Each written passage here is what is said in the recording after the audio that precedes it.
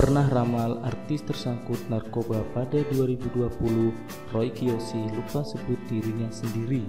Sekitar November 2019, saat menjadi bintang tamu sebagai artis tentunya masa orang nyasar, Roy Kiyoshi sempat berkata begini, "Menurut penerawanganku, di tahun 2020 nanti akan banyak artis-artis yang tersangkut kasus narkoba."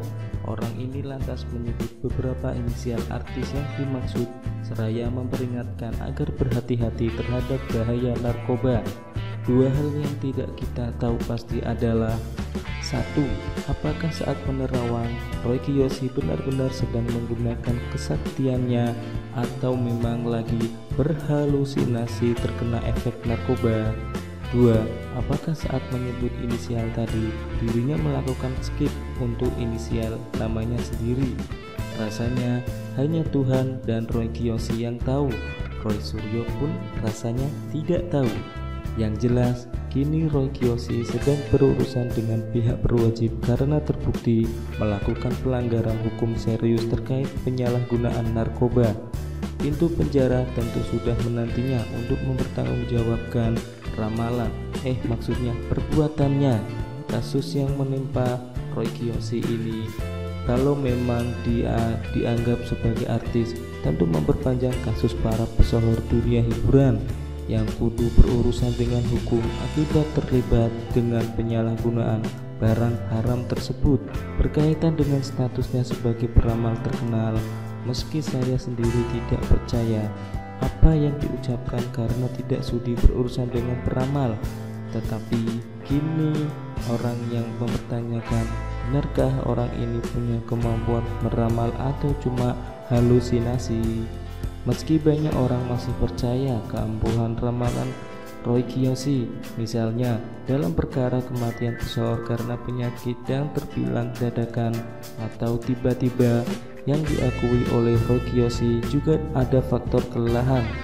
Tapi kita tidak tahu persis apakah penerawangan ini disebabkan oleh kesaktian Roy Kiyoshi dengan mata batin yang kerap dibanggakan, atau memang karena mempelajari tren gaya hidup masyarakat pada zaman sekarang.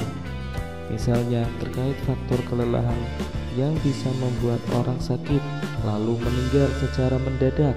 Kondisi ini rasanya bukanlah sesuatu yang wah dan spektakuler. Tidak terlalu mengejutkan juga. Beberapa pesohor dunia hiburan pada masa silam juga sudah ada yang meninggal dengan pemicu awal yang diduga karena kelelahan. Soal artis yang terkena jerat narkoba ini juga sudah beberapa kali masih berulang setelah kasus-kasus lain mendahului. Di tengah padatnya kerja dan tingginya tuntutan gaya hidup, sebenarnya hal ini tidaklah mengherankan karena para artis akan berusaha akan tetap bugar supaya dapat kejar tayang memenuhi tuntutan jadwal. Belum lagi kalau misalnya ada masalah-masalah pribadi yang kerap menimbulkan stres, seperti rebutan harta atau rebutan cowok, juga tak jarang membuat para artis terkadang mencari sarana hiburan yang melebihi dosis. Lalu narkobalah yang dianggap paling pas untuk solusinya.